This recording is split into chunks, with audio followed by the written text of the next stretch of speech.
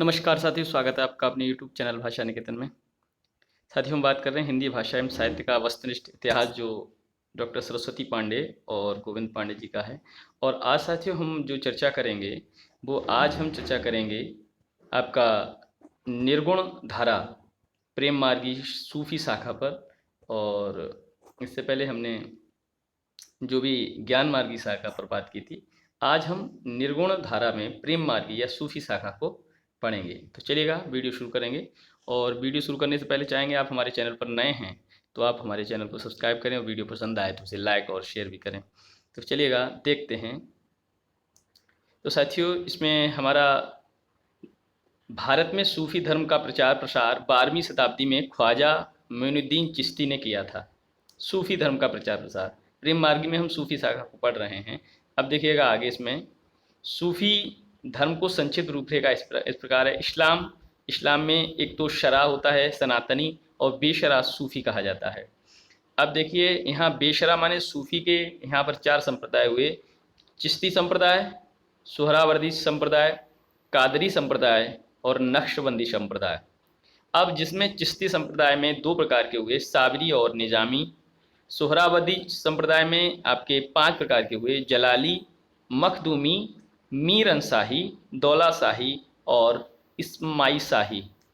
और कादरी संप्रदाय में आपका 2 हुए, बहाविया और रजाकिया। ठीक है, चलिए देखते हैं आगे।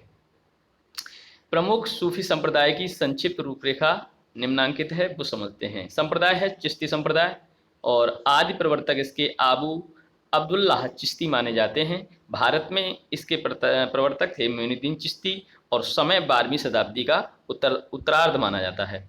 अगला है सोहरावर्दी संप्रदाय, और इसके भारत में प्रवर्तक जलालुद्दीन सुर्खपोश माने जाते हैं, और समय इसका 13वीं शताब्दी का पूर्वार्ध माना जाता है। अब कादरी संप्रदाय की बात करेंगे तो अब्दुल कादिर जिलानी इसके आदि प्रवर्तक हैं। भारत में बंदगी मोहम्मद गौस इसके प्रवर्तक हैं, और 15वीं शताब्दी के उत्तरार्ध की इसकी समय माना जाता है।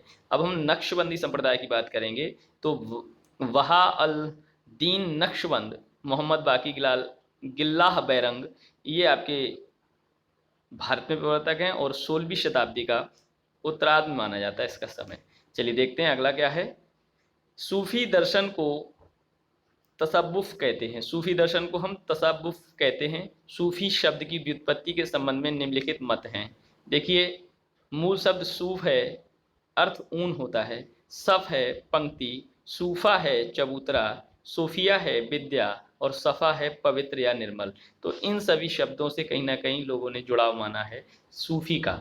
अब सूफी या प्रेम मार्गी शाखा के प्रथम कवि और प्रस्तुता निम्नलिखित हैं। चलिए देखते हैं किसके अनुसार कौन से हैं। इसमें बात की गई है कि प्रस्तुता हैं गणपति चंद्रगुप्त के अनुसार रचना हंसावली है, और वर्ष 1370 है, और रचनाकार और कवि जो माने जाते हैं असायत है। रामकुमार वर्मा के अनुसार पहली रचना सूफी की चंदायन है, समय 1379 है, और मुल्ला दाऊद रामकुमार वर्मा के अनुसार सूफिया प्रेमागी शाखा के प्रथम कवि माने जाते हैं। हजारी प्रसाद द्विवेदी के अनुसार रचना सत्यवती कथा, और ईश्वर दास प्रथम कवि माने जाते हैं, 1501 ईस्वी की बात है। रामचंद्र शुक्ल के अनुसार मृगावती को रचना को प्रथम रचना मानी जाती है ना, और कुतुबुन की रचना है, और 1501 इसका वर्ष माना जाता है। चलिए देखते हैं आगे। असायतकृत हंसावती की रचना श्रुत विक्रम बैताल की कथा है, जिसमें पाटन की राजकुमारी हंसावली की कहानी है। अब रामकुमार वर्मा ने मुल्ला दाऊद को अपने इतिहास का ग्रंथ में संधिकाल के अंतर्गत रखा है, और डॉक्टर माता प्रसाद गुप्त ने चंदायन को लूर कहा या लूर कथा नाम से अभिगत किया है। अब हिंदी में प्रमुख सूफी कवि और उनके काव्य निम्नलिखित हैं, देखिएगा। हंसावली जो 1370 ईस्वी की है, इसमें असायत कवि हैं और राजस्थानी भाषा है, और प्रयुक्त छंद चौपाई एवं दोहा है। चंदायन की बात करेंगे तो 1379 में ये रची गई है, और मुल्ला दाऊद की कृति है, और अवधि प्रयुक्त भाषा है, और चौपाई दोहा छंद है। अब हम लखमसेन की बात करेंगे तो लखमसेन पद्मावती रचना जो है 1459 की है। दामोदर कवि हुए हैं, राजस्थानी भाषा है, चौपाई दोहा और छंद है। कथा जो पद्मावती की कथा, यही सोठा छंद भी है इसमें। सत्यवती कथा की बात करेंगे तो 1501 ईस्वी है। ईश्वर दास कवि हैं, अवधी भाषा है और दोहा चौपाई छंद हैं। मृगावती की बात करेंगे तो 1501 ईस्वी की है और कुतुबुन इसके कवि हैं, अवधी भाषा और दोहा चौपाई इसके प्रयुक्त छंद हैं। माधवानल काम कंदला 1527 ईस्वी की पुस्तक है, गणपति इसके कवि हैं, राजस्थानी भाषा है, सिर्फ दोहा छंद प्रयुक्त हुआ है। अब बात करेंगे पद्मावत, तो पद्मावत 1540 की है, जायसी इसके कवि हैं, अवधी भाषा और चौपाई दोहा छंद हैं। ठीक है, आप इसको नोट कर सकते हैं साथियों। ठीक है, मधुमालती की बात करेंगे तो मधुमालती आपकी जो रचना है 1545 की है, मंझन कवि हैं, अवधी भाषा है और दोहा चौपाई इसके छंद हैं। माधवानल कामकंदला 1556 की है, कुशल लाभ इसके कवि हैं, राजस्थानी भाषा, चौपाई दोहा और सोठा छंद है। अब बात है प्रेम विलास प्रेमलता 1556 ईस्वी की है, जटमल कवि हैं, राजस्थानी भाषा है। अब रूप मंजरी 1568 की है, नंददास कवि हैं, ब्रजभाषा इसकी भाषा है और दोहा चौपाई छंद है। माधवानल कामकांदला 1584 की है, आलम द्वारा लिखी गई है, अवधी भाषा, चौपाई दोहा छंद और सोठा है इसमें। छिताई वार्ता जो है 1590 की है, नारायण दास कवि हैं, राजस्थानी और ब्रजभाषा की रचना है, दोहा चौपाई छंद है। चित्रावली की बात करेंगे तो 1613 ईस्वी की है, उस्मान कवि हैं, अवधी भाषा है, चौपाई दोहा छंद है। रस रतन की बात करेंगे तो 1618 ईस्वी की है, पुहकर कवि हैं, अवधी भाषा है, दोहा चौपाई छंद है। ठीक है, अब बात आएगी ज्ञानदीप की, तो ज्ञानदीप 1619 की है, शेख नबी आपके कवि हैं, अवधी भाषा है, दोहा चौपाई छंद है। नल दमयंती इसकी जो रचना है 1625 की है, नरपत व्यास कवि हैं, अवधी भाषा, दोहा चौपाई छंद है। हंस जवाहिरी जो हैं वो कवि हैं, वो रचना जो है 1731 की है, कासिम शाह कवि, अवधी भाषा की है, दोहा चौपाई छंद है। नल चरित्र 1641 की है, मुकुंद सिंह कवि हैं, अवधी भाषा की है, दोहा चौपाई छंद है। इंद्रावती जो है 1744 की है, नूर मोहम्मद इसके कवि हैं, अवधी भाषा की है, दोहा चौपाई छंद है। अनुराग बांसुरी 1764 की है, नूर मोहम्मद कवि हैं, अवधी भाषा है, बरबे चौपाई इसके छंद हैं। चलिए देखते हैं अगले बिंदु क्या हैं। तो साथियों 17वीं सदी के मध्य शाखा की दृष्टि से सर्वाधिक प्रेमाख्यानकों की रचना जान कवि ने की है, जिनका रचना काल 1612 से 1664 माना जाता है। जान कवि ने 78 ग्रंथों की रचना की, जिसमें 29 प्रेमाख्यानक हैं। इनमें से प्रमुख हैं कथा रत्नावली, कथा कनकावती, कथा मोहिनी, कथा कम्बलावती और कथा नल दमयंती, कथा कलावंती, कथा रूप मंजरी और 8वां कथा पिंजरश्याम, साहिजा देवा देवलदे और कथा कलंदर ग्रंथ लैते मंजनू, ये आपके ये ग्रंथ हैं। अगला जान कवि प्रथम हिंदी कवि हैं, जिन्होंने फारसी के लैला मजनू आख्यान को लेकर लैले मजनू काव्य की रचना की है। जान कवि की भाषा राजस्थानी प्रभावित ब्रजभाषा है। दामोदर कवि ने अपनी रचना लखन सेन पद्मावती कथा को वीर कथा कहा है। आचार्य रामचंद्र शुक्ल ने ईश्वरदास कृत सत्यवती कथा को भक्ति काल की धारा में स्थान नहीं दिया। अब बात करेंगे मृगावती, तो मृगावती के रचयिता कुतुबन चिश्ती वंश के शेख बुरहान के शिष्य थे और जौनपुर के बादशाह हुसैन शाह के आश्रित कवि थे। मृगावती में चंद्रनगर के गणपत देव के राजकुमार और कंचनपुर की रानी रूप मुरारी की कन्या मृगावती की प्रेम कथा का वर्णन है। मंजनकृत मधुमालती हिंदी का प्रथम प्रेमाख्यानक काव्य है, जिसमें बहुपत्नीवाद का सर्वथा अभाव है। मधुमालती में नायक मनोहर और महारस नगर की राजकुमारी मधुमालती की प्रेम कथा का अनंतर प्रेमा और ताराचंद की प्रेम कथा समानांतर रूप से चलती है। बनारसी दास ने अपनी आत्मकथा अर्ध कथानक में 2 प्रेमाख्यानक, पहला मृगावती, दूसरा मधुमालती का उल्लेख किया है, जो निम्नवत है। तब घर में बैठे रहे नाहिन हाट बाजार, मधुमालती मृगावती पोथी दो उचार, तो ये आपका ये दोहा है।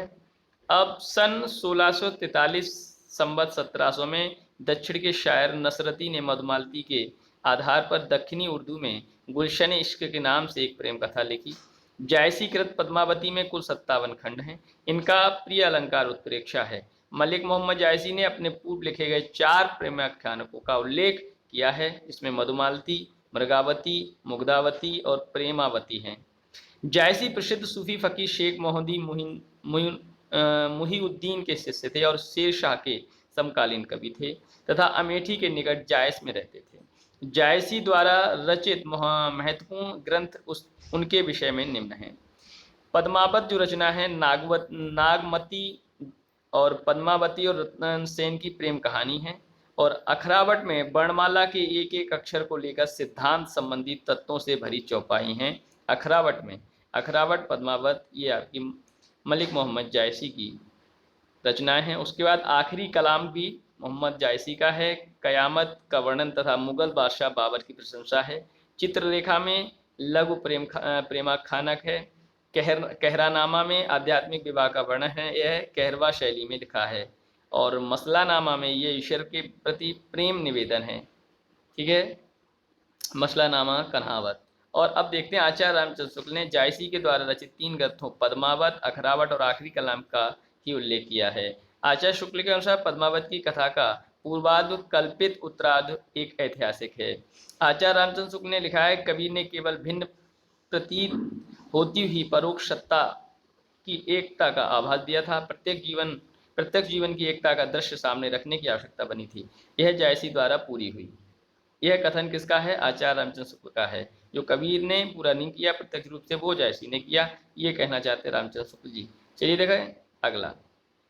पद्मावत में प्रयुक्त प्रतीकार्थ निम्न है। रतन सेन मन आत्मा का प्रतीक है। सिंघल आपका हृदय का प्रतीक है। ये आप याद कर लें साथियों, ऐसे प्रश्न पूछे जाते हैं कि पद्मावत से जो रतन सेन है वो किसका प्रतीकार्थ है, तो आप बता सकते हैं मन का। उस तरीके से पद्मावती आपका श्रद्धा एवं सात्विक बुद्धि का है।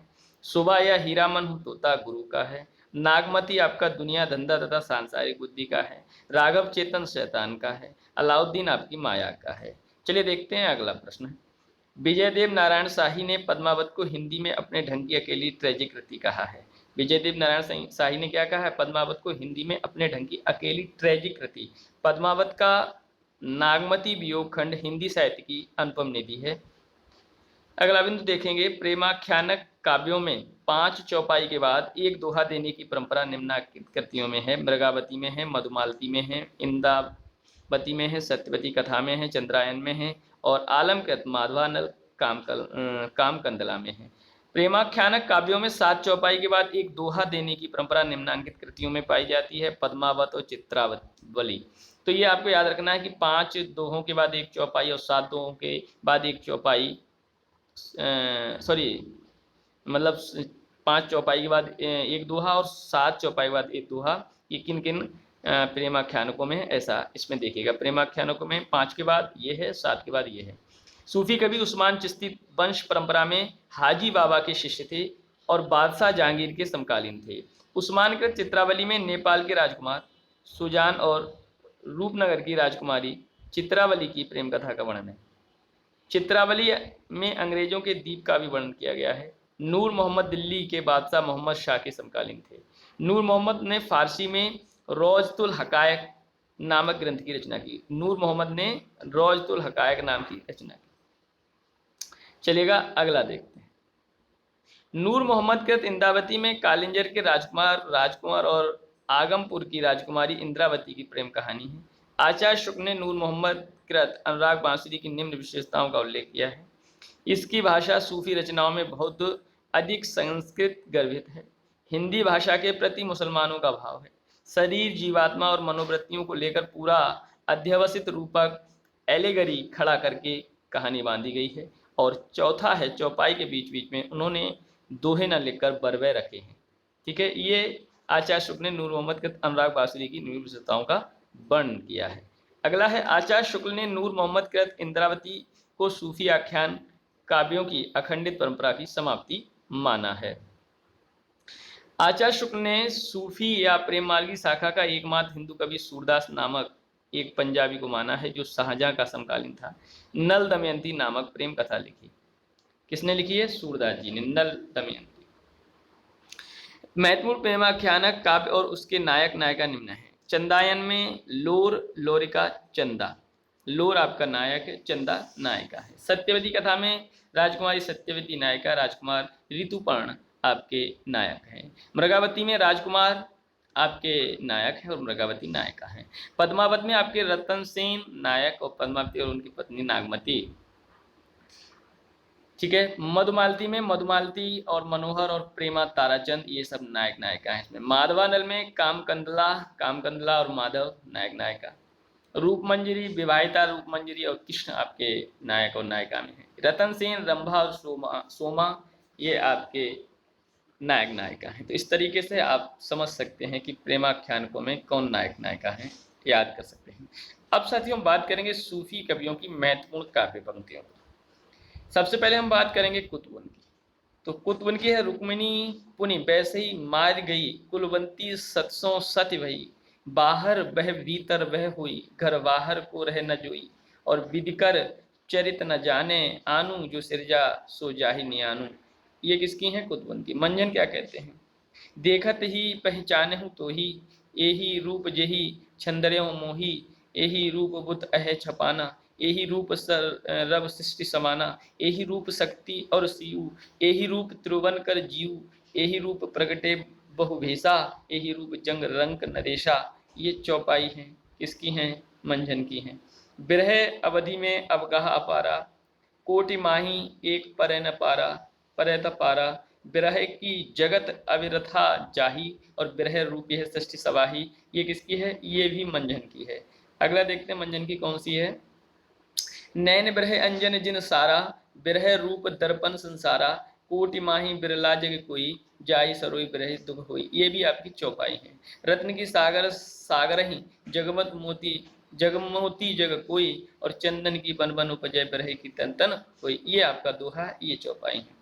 ठीक है। अब मलिक मोहम्मद जायसी की हम देखते हैं पंक्तियां कौन सी महत्वपूर्ण हैं। देखिए मलिक मोहम्मद जी जायसी की हैं पहली, विक्रम धसा प्रेम के बारा, सपनावती कहें गयऊ पतारा। ये भी आपकी जायसी की है। आदि अंत जस कथा अहे, लिख भाषा चौपाई कहे। और अगली है, ओ मन जानि कवित असकीना, मकुह रहे जगत मह चीना। और अगला है, तन चितौर मन राजा कीना, यह सिंगल बुद्धि पदमिन चीना, गुरु सभा जिहि पद देखावा, और बिनु गुरु जगत को निर्गुण पावा। नागमती है, दुनिया धंधा बाँचा सोई नए जित बंधा।